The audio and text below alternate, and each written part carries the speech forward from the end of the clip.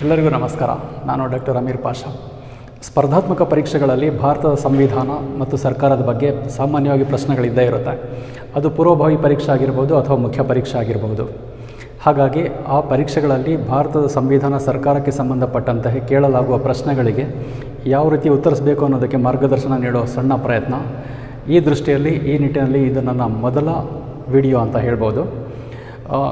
ಇಂದಿನ ಈ ವಿಡಿಯೋದಲ್ಲಿ ನಾನು ಸ್ನೇಹಿತರೆ ಭಾರತದ ಸಂವಿಧಾನದ ರಚನೆ ಬಗ್ಗೆ, ಸಂವಿಧಾನ ರಚನಾ ಸಭೆಯ ಬಗ್ಗೆ ಫುಲ್ ಡೀಟೇಲಾಗಿ ವಿವರಿಸ್ತಾ ಇದ್ದೀನಿ. ಸಂವಿಧಾನದ ರಚನೆ ಹೇಗಾಯಿತು, ಭಾರತದ ಸಂವಿಧಾನ ಯಾವ ಥರ ರಚನೆ ಆಯಿತು ಅನ್ನೋದಕ್ಕೆ ಸಂಬಂಧಪಟ್ಟಂತೆ ಎನ್ ರಾಯ್ರವರು 1934ರಲ್ಲಿ ಪ್ರಥಮ ಬಾರಿಗೆ ಭಾರತಕ್ಕೆ ಸಂವಿಧಾನ ರಚನಾ ಸಮಿತಿಯ ಅಗತ್ಯತೆಯನ್ನು ಪ್ರತಿಪಾದಿಸಿದರು. ಬ್ರಿಟಿಷ್ ಸರ್ಕಾರ ಇದ್ದಾಗಲೇ ಭಾರತದಲ್ಲಿ ಭಾರತದ ರಾಷ್ಟ್ರೀಯ ಕಾಂಗ್ರೆಸ್ 1935ರಲ್ಲಿ ಪ್ರಥಮವಾಗಿ ಸಂವಿಧಾನ ರಚನಾ ಸಮಿತಿಯ ರಚನೆಗೆ ಅಧಿಕೃತ ಬೇಡಿಕೆಯನ್ನು ಬ್ರಿಟಿಷ್ ಸರ್ಕಾರದ ಮುಂದೆ ಇಡ್ತಾರೆ.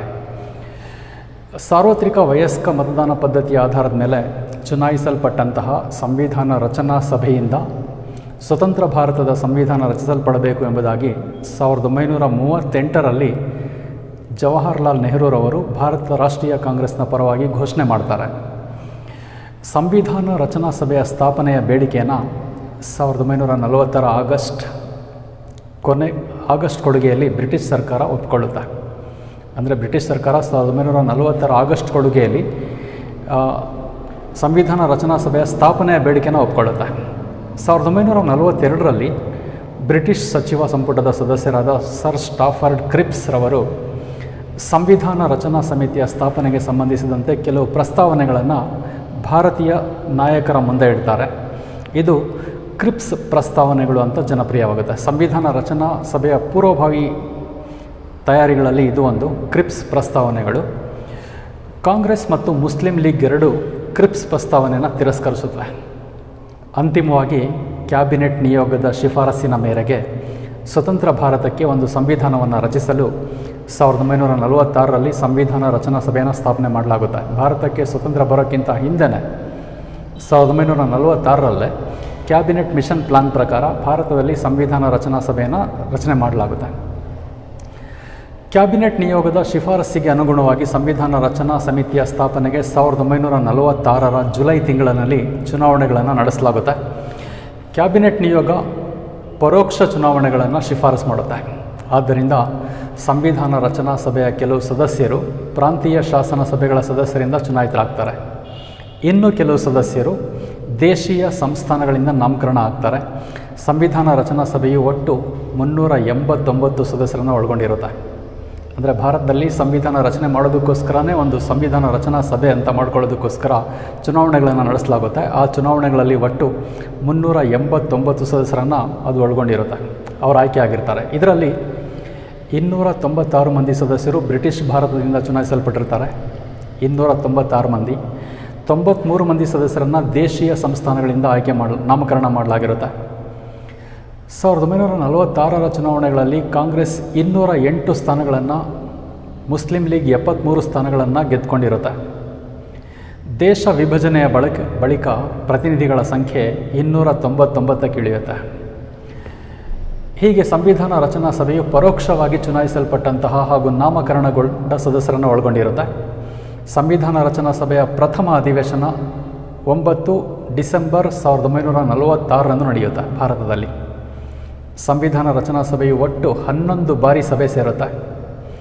ಭಾರತ ಸಂವಿಧಾನ ರಚನೆಗೆ ತಗಲಿದ ಒಟ್ಟು ವೆಚ್ಚ 64 ಲಕ್ಷ ರೂಪಾಯಿ ಆ ಕಾಲದಲ್ಲಿ ಖರ್ಚು ಮಾಡ್ತಾರೆ.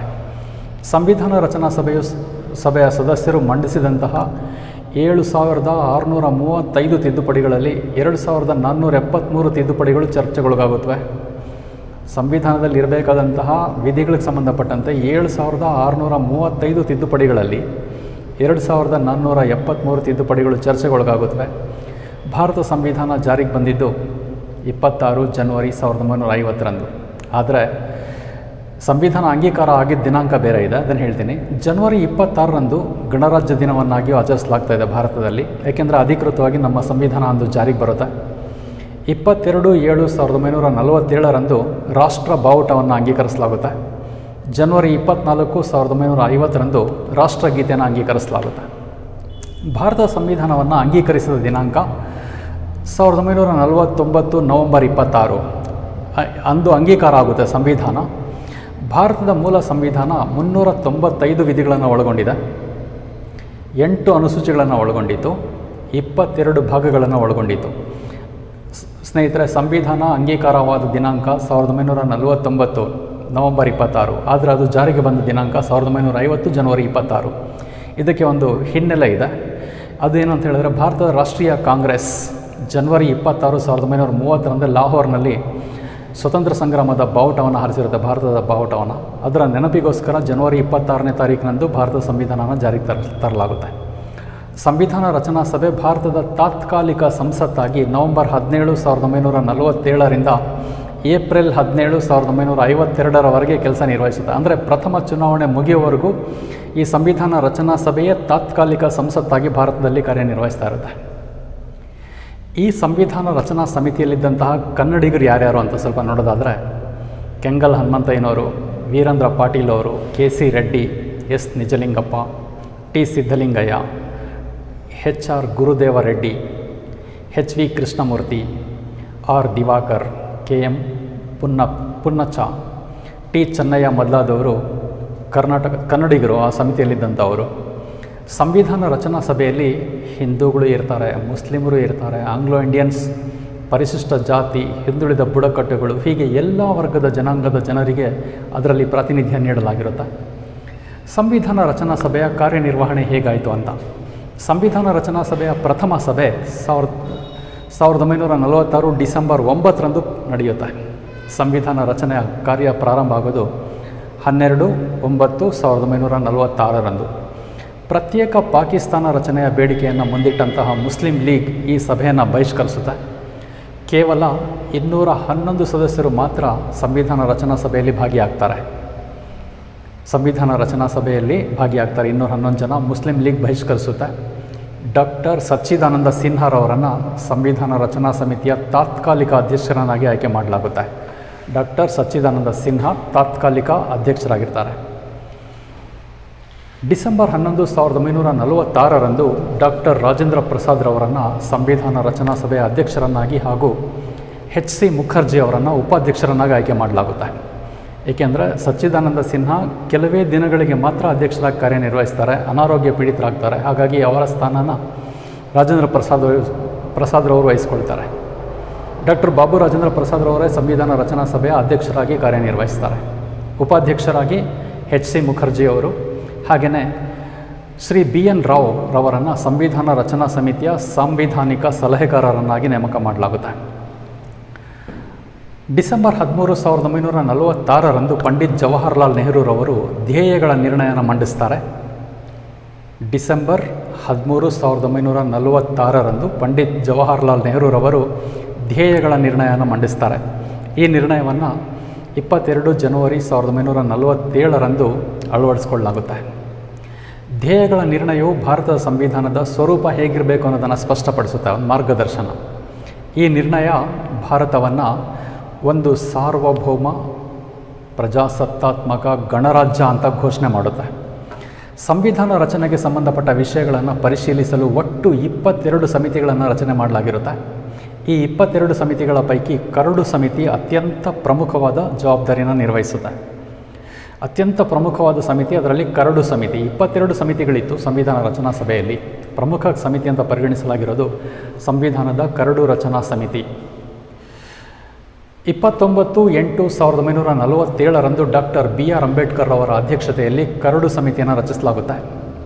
ಸಂವಿಧಾನದ ಕರಡನ್ನು ಸಿದ್ಧಪಡಿಸೋದು ಈ ಸಮಿತಿಯ ಪ್ರಮುಖ ಜವಾಬ್ದಾರಿಯಾಗಿರುತ್ತೆ. ಇಡೀ ಭಾರತಕ್ಕೆ ಹೊಸ ಸಂವಿಧಾನ ರಚನೆ ಮಾಡಬೇಕಾದ್ರೆ ಆ ಡ್ರಾಫ್ಟ್ ಹೇಗಿರಬೇಕು, ಆ ಡ್ರಾಫ್ಟಲ್ಲಿ ಏನೇನಿರಬೇಕು ಅಂತ ರೂಪಿಸ್ತಕ್ಕಂಥ ಮಹತ್ತರವಾದ ಜವಾಬ್ದಾರಿನ ಈ ಕರಡು ಸಮಿತಿಗೆ ವಹಿಸಲಾಗಿರುತ್ತೆ. ಇದರ ಅಧ್ಯಕ್ಷತೆಯನ್ನು ಡಾಕ್ಟರ್ ಬಿ.ಆರ್. ಅಂಬೇಡ್ಕರ್ ಅವರು ವಹಿಸಿರ್ತಾರೆ. ಕರಡು ಸಮಿತಿಯು ಅಧ್ಯಕ್ಷರನ್ನು ಒಳಗೊಂಡಂತೆ 7 ಮಂದಿ ಸದಸ್ಯರಿಂದ ಕೂಡಿರುತ್ತೆ. ಅದು ಸಂವಿಧಾನದ ಕರಡು ರಚನಾ ಸಮಿತಿ.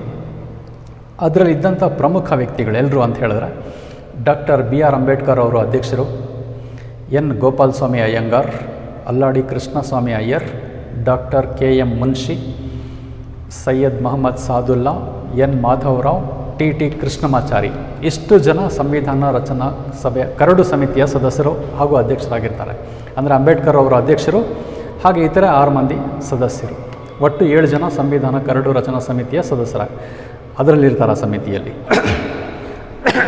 ಕರಡು ಸಮಿತಿಯ ಅಧ್ಯಕ್ಷರಾದ ಡಾಕ್ಟರ್ BR ಅಂಬೇಡ್ಕರ್ ಅವರು ಸಂವಿಧಾನ ರಚನೆಯಲ್ಲಿ ಮಹತ್ತರ ಪಾತ್ರ ವಹಿಸ್ತಾರೆ. ಆದ್ದರಿಂದ ಅವರನ್ನು ಸಂವಿಧಾನ ಶಿಲ್ಪಿ ಅಂತ ಪರಿಗಣಿಸಲಾಗಿದೆ.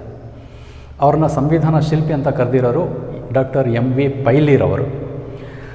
ಸಂವಿಧಾನ ರಚನಾ ಸಮಿತಿಯಲ್ಲಿ ಕೆಲಸ ಮಾಡಿದಂತಹ ಪ್ರಮುಖ ಸದಸ್ಯರು ಯಾರ್ಯಾರು ಅಂತ ಹೇಳಿದ್ರೆ, Pandit Jawaharlal Nehru, Vallabhbhai Patel, Babu Rajendra Prasad, Maulana Abdul Kalam Azad, HV Kamath, K Santhanam, HN Kunzru, KT Shah, ಅಲ್ಲಾಡಿ Krishnaswami Iyer, KM Munshi, TT Krishnamachari, S Radhakrishnan, V Ramaswamy Mudaliar, Kengal Hanumanthaiah, S Nijalingappa, N Madhavrao ಮುಂತಾದ ಪ್ರಮುಖ ಘಟಾನುಘಟಿಗಳು ಸಂವಿಧಾನ ರಚನಾ ಸಭೆಯ ಪ್ರಮುಖ ಸದಸ್ಯರಾಗಿರ್ತಾರೆ. ಈ ಸಂವಿಧಾನ ರಚನಾ ಸಭೆಯಲ್ಲಿ 15 ಮಂದಿ ಮಹಿಳಾ ಸದಸ್ಯರಿರ್ತಾರೆ. ಅವರಲ್ಲಿ ಪ್ರಮುಖರಾದವರು ಅಂತ ಹೇಳಿದ್ರೆ ಸುಚೇತಾ ಕೃಪಲಾನಿ, ವಿಜಯಲಕ್ಷ್ಮಿ ಪಂಡಿತ್, ಸರೋಜಿನಿ ನಾಯ್ಡು, ಹಂಸಾ ಮೆನನ್ ಪ್ರಮುಖರು. ಸಂವಿಧಾನ ರಚನಾ ಸಭೆಯು ಒಟ್ಟು 12 ಬಾರಿ ಅಧಿವೇಶನ ಸೇರುತ್ತೆ.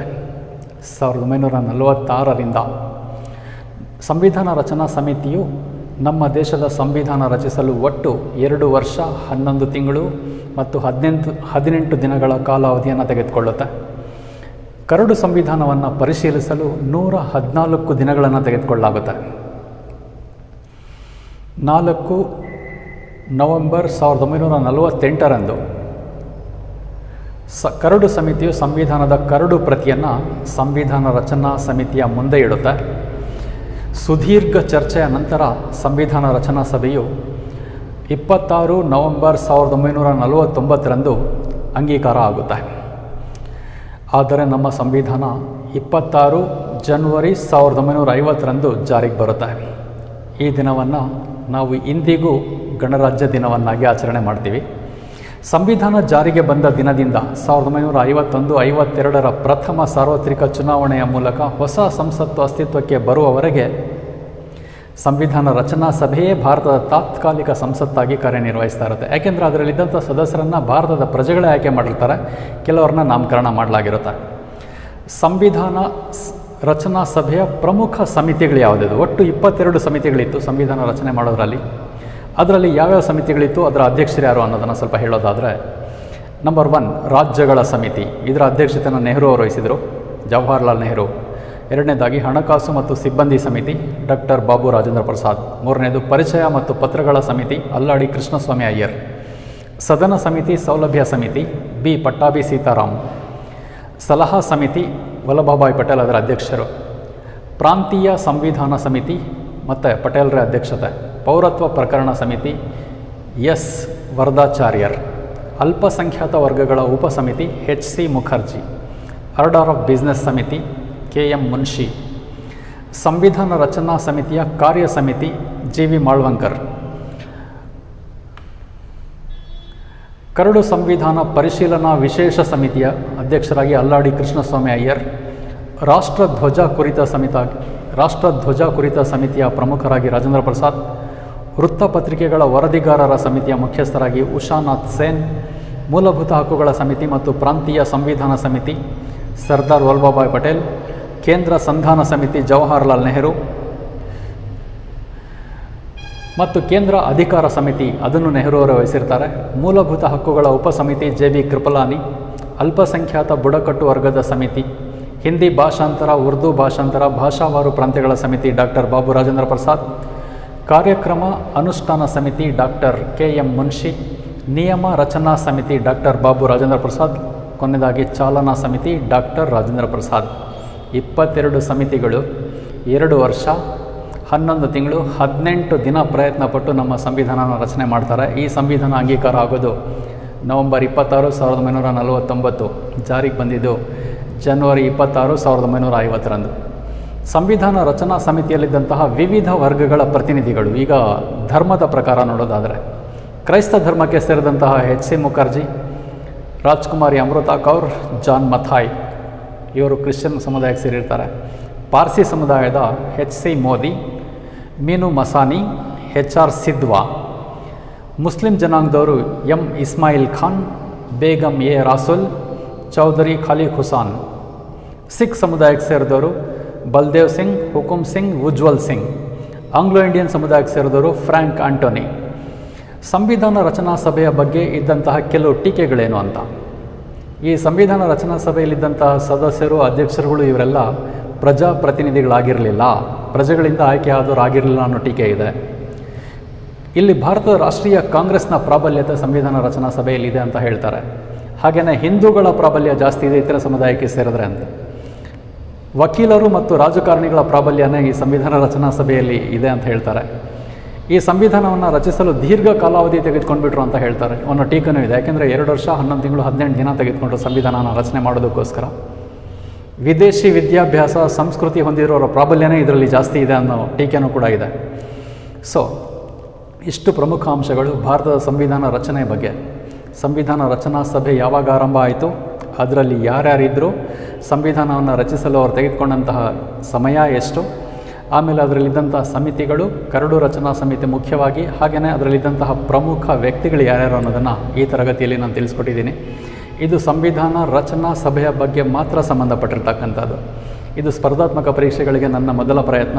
ಮುಂದಿನ ತರಗತಿಯಲ್ಲಿ ಭಾರತದ ರಾಜಕೀಯ ಮತ್ತು ಸಂವಿಧಾನಕ್ಕೆ ಸಂಬಂಧಪಟ್ಟಂತೆ ಇನ್ನಷ್ಟು ಹಲವಾರು ವಿಡಿಯೋಗಳನ್ನು ಅಪ್ಲೋಡ್ ಮಾಡ್ತೀನಿ. ಇದು ಕೇವಲ